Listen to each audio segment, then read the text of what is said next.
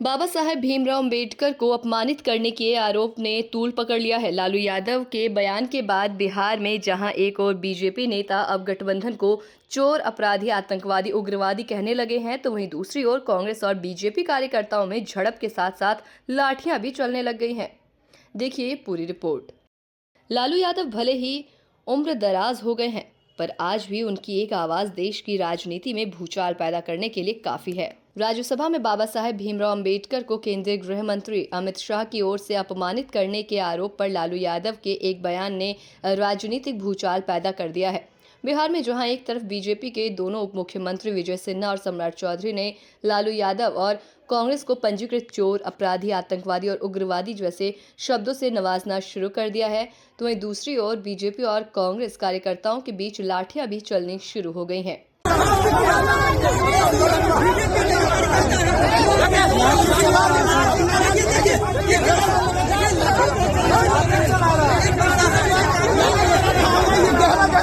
ये झड़प और लाठी की जंग जो आपने देखी है, ये बिहार की राजधानी पटना के सदाकत आश्रम स्थित कांग्रेस प्रदेश कार्यालय के सामने की है। बीजेपी के युवा मोर्चा के कार्यकर्ता कांग्रेस कार्यालय के सामने प्रदर्शन करने गए थे। बीजेपी कार्यकर्ता का मानना है कि कांग्रेस ने डॉक्टर भीमराव अंबेडकर को अपमानित किया है, जबकि कांग्रेस कार्यकर्ताओं के लिए उनके कार्यालय के द्वार पर बीजेपी का ये प्रदर्शन और उल्टा आरोप प्रतिष्ठा का सवाल खड़ा कर गया है और दोनों पार्टी के कार्यकर्ताओं में झड़प के साथ लाठियां चलनी शुरू हो गई हैं, जबकि इधर प्रदेश स्तर के नेता भी उबाल खाने लगे हैं। बिहार में बीजेपी के उप मुख्यमंत्री विजय सिन्हा ने लालू यादव के साथ साथ कांग्रेस और पूरे इंडिया गठबंधन को चोर, भ्रष्टाचारी, आतंकवादी और उग्रवादी करार दिया है। उप मुख्यमंत्री विजय सिन्हा ने कहा कि राजद और कांग्रेस का यही चरित्र है। ये आतंकवादी, उग्रवादी, अपराधी, भ्रष्टाचारी के कोख से पैदा होता है, जो इनके डीएनए में बसा हुआ है। ये लोग सिर्फ संवैधानिक संस्था का अपमान करते हैं।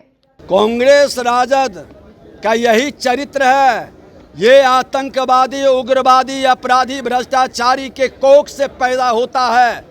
सच्चाई अगर जो इसकी जांच डीएनए की जाए तो कांग्रेस और इंडी गठबंधन के बहुत सारे लोग कहीं ना कहीं आतंकवाद, उग्रवाद, अपराध और भ्रष्टाचार के संरक्षक के रूप में इनके डीएनए में बसा हुआ है। और यही मानसिकता, ये संविधान का भी अपमान करते हैं, संवैधानिक संस्था का भी अपमान करते हैं, और उस पवित्र लोकतंत्र के मंदिर में ये जिस तरह का व्यवहार करते हैं, ये घोर निंदनीय है। तो वहीं बिहार में बीजेपी के एक और मुख्यमंत्री सम्राट चौधरी भी लालू यादव के बयान पर हमला करने से पीछे कहां रहने वाले थे। इन्होंने भी कई मोर्चों पर बोला। अपने उसी बयान को फिर दोहराते हुए लालू यादव और उनके पूरे परिवार पर बरस पड़े। सम्राट चौधरी ने कहा कि लालू यादव पंजीकृत अपराधी हैं, जो आज गृह मंत्री को गाली दे रहे हैं। बिहार के खजाने को चुराने वाले चोर हैं लालू यादव। जिस राज्य में लालू यादव जैसा अपराधी रहेगा, वो राज्य कभी बड़ा नहीं हो सकता। ये बिहार का दुर्भाग्य है कि लालू प्रसाद जैसे राजनेता को झेलना पड़ रहा है।